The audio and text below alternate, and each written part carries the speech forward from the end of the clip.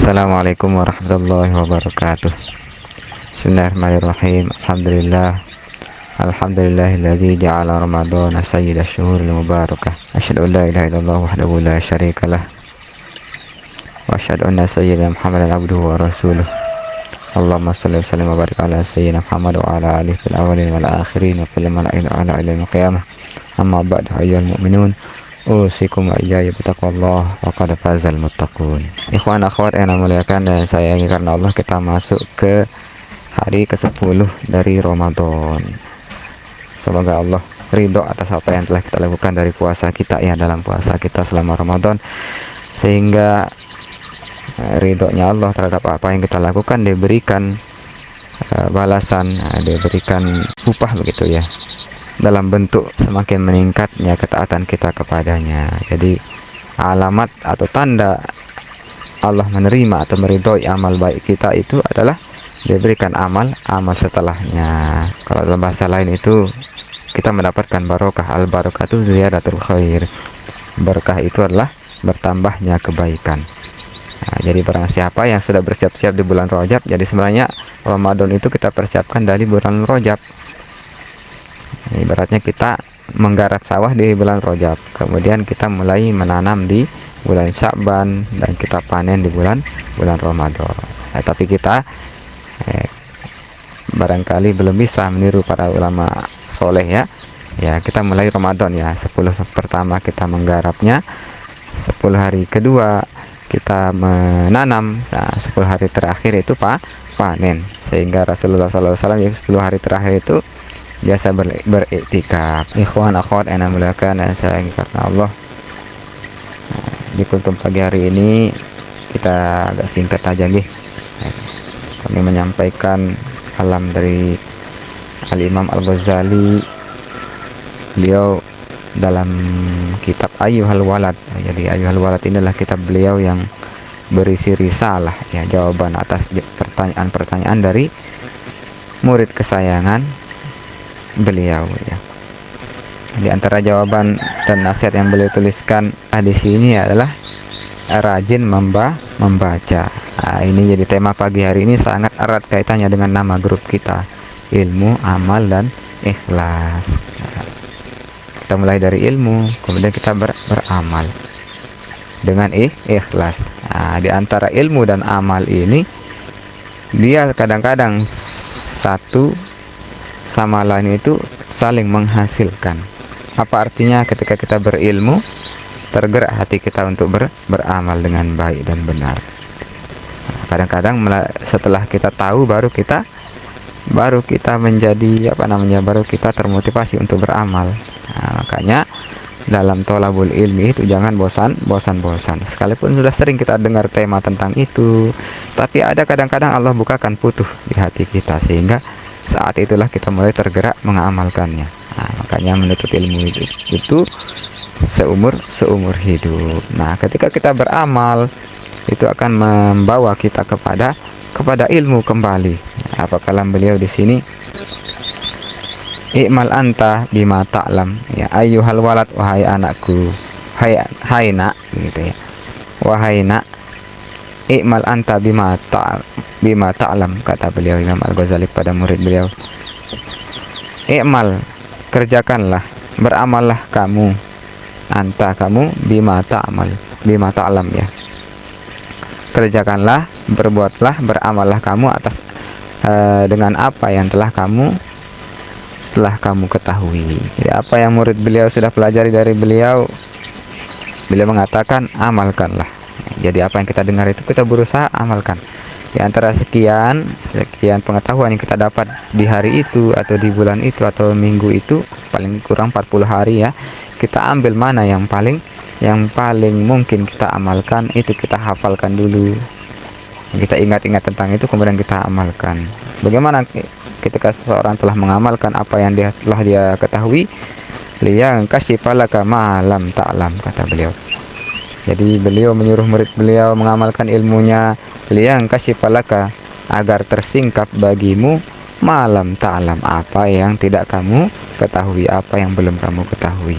Ini menunjukkan bahwa ketika seorang beriman atau seorang murid itu beramal, mengamalkan ilmunya, nanti akan tersingkap pengetahuan yang lain. Qala Rasulullah sallallahu alaihi wasallam, beliau menuliskan hadis. Rasulullah sallallahu alaihi wasallam bersabda, "Man amila bima alima," barang siapa yang mengamalkan apa yang sudah dia ketahui, warasahullah ilma ma lam ya'lam.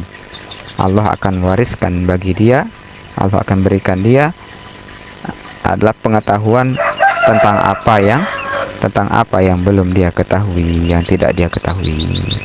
Ini hadis ini kami telusuri, dia hadis hasan. Hadis tersebut di catatan kakinya ini disebutkan rawahu Ibnu Asakir, diriwayatkan oleh Ibnu Asakir fi Tarikh Damaskus, dalam kitab Tarikh Damaskus juz 49 halaman 127. Jadi beliau memberi nasihat kepada murid beliau, nah, kalau kita nih kalau udah dapat ilmu, nah, kita amalkan. Dengan begitu kita akan mendapatkan pengetahuan baru. Nah, ini biasa ya, bisa kita lihat secara nalar. Kalau kita misalnya belajar sholat, kita bakal tahu hal-hal yang belum kita tidak tahu. Artinya apa yang perlu kita ketahui itu setelah kita melakukan. Nah, biasa nih, makanya kalau dalam ilmu bisnis juga seperti itu. Take action aja dulu gitu, lakuin aja dulu, nanti kamu bakal tahu apa-apa yang mesti kamu ketahui. Kadang-kadang kita jadi tahu hal-hal baru.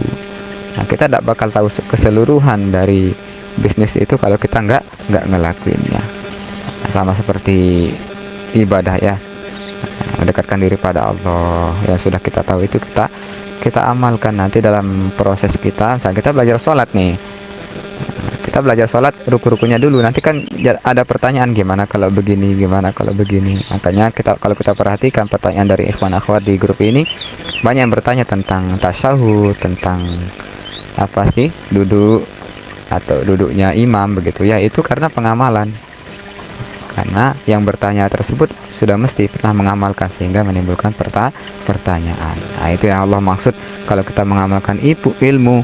Kalau kita mengamalkan ilmu kita, maka Allah akan berikan ilmu tentang apa yang belum kita ketahui. Jadi beramal itu adalah salah satu jalan mencari ilmu. Ikhwan akhwat yang muliakan dan sayangi karena Allah, itu tadi nasihat dari Imam Al-Ghazali kepada murid beliau dan kita semua ya. Jadi apa yang sudah kita ketahui itu amalkan sekecil apapun, maka itu akan mewariskan ilmu lainnya. Nah, salah satu bentuk dari mengamalkan ilmu adalah tabligh, yaitu menyampaikan, yang ngajarin tuh. Ada banyak sekali bukti ya, antara ulama masa lalu maupun sekarang, termasuk para masyayikh kami itu, kami sendiri merasakannya bahwa namanya kita ngajar itu malah lebih melekat.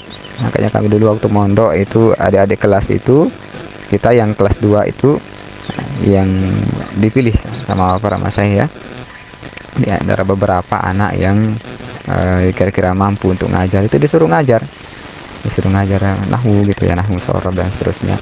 Itu sama adik kelas yang kelas 1, yang kelas 3 ngajar kelas 2 gitu ya, kelas 2 ngajar kelas 1. Itu tujuannya seperti itu, karena dari pengalaman yang kami rasakan itu dan pengalaman para masyayikh itu, ketika mengajar itu justru kita mendapatkan banyak sekali hal dan itu melekat. Jadi kalau kita ini, kata beliau, kalau ngerasa sulit dalam satu bidang, coba pelajari dulu. Nah, pelajari itu kemudian diskusikan, dan kamu yang ngajarin gitu, coba ajarin, sama-sama belajar, saling ngajarin gitu. Itu akan bertambah melekat ya, karena Allah itu akan memberikan kayak rezeki ya, akan memberikan sesuatu kepada orang yang senang menyampaikan. Sama dengan rezeki, kalau kita suka sedekah ya, suka ngasih, itu Allah senang memberi kita, karena kita Allah jadikan kita sebagai wasilah ilmu dan wasilah rezeki. Wa nakhwat yang memuliakan dan sayangkan Allah. Dan terakhir, sesuai nama grup kita, ilmu, amal, ikhlas. Nah, orang itu akan celaka kecuali dia menuntut ilmu, dia mencari ilmu dan berilmu gitu ya. Dan dia, seorang yang berilmu, akan celaka kecuali dia beramal, mengamalkannya. Dan yang mengamalkannya juga akan celaka kecuali dia ikhlas lillahi ta'ala. Jadinya sia-sia kalau kita ndak menuntut ilmu, ndak berilmu. Yang kalau udah berilmu pun akan sia-sia kalau kita ndak beramal pun akan sia-sia kalau ndak ikhlas. Apa itu ikhlas? Kata beliau sederhana ya, bahwa antakuna a'maluka kulluha lillah, supaya segala amal perbuatanmu itu untuk semata karena Allah Ta'ala. Ciri-ciri yang bagaimana? Layar tahu kal buka bimahamidin nas, kata beliau. Layar tah, ndak puas dia, ndak lega. Bukan itu yang kamu inginkan oleh hatimu. Jadi tidak puas hatimu itu bimahamidin nas, dengan pujian-pujian manusia. Dipuji pun tidak ada bedanya begitu ya. Dan sebaliknya wala taksa bimuzamihim begitu ya. Dan dia tidak berputus asa, tidak dia kesel, tidak dia merasa rugi sekalipun dicela, karena semuanya terfokus kepada Allah Ta'ala. Sehingga mudah-mudahan Allah menjadikan kita minal alimin al amilin al mukhlisi, di antara orang-orang yang berilmu, beramal dan ikhlas. Amin ya rabbal alamin. Kita tutup kajian pagi hari ini dengan doa Allah Ta'ala nafutul arifin afaqihna fiddin. Allahumma ya muyassir yassir mudabbir dabbir ya musahhil sahil sahil kull asir bijahil basyirin nazir. Allahumma aslih hawalana kullaha ya karim rabbi zidna ilma rabbi zidna ilma rabbi zidna ilma. Allahumma fahimna min syariati wa tariqatul haqiqah wa astamilna biha bihaqqi sayyidina Muhammad sallallahu alaihi wasallam. Allahumma suruyu wa masyayikhina anna wa labni barakatuh minna. Kita tutup dengan paratul majlis. Subhanakallah wa bihamdika asyhadu an la ilaha illa anta astaghfiruka wa atubu ilaik. Allahumma biqal hadila sabilur rasyad. Wassalamualaikum warahmatullahi wabarakatuh.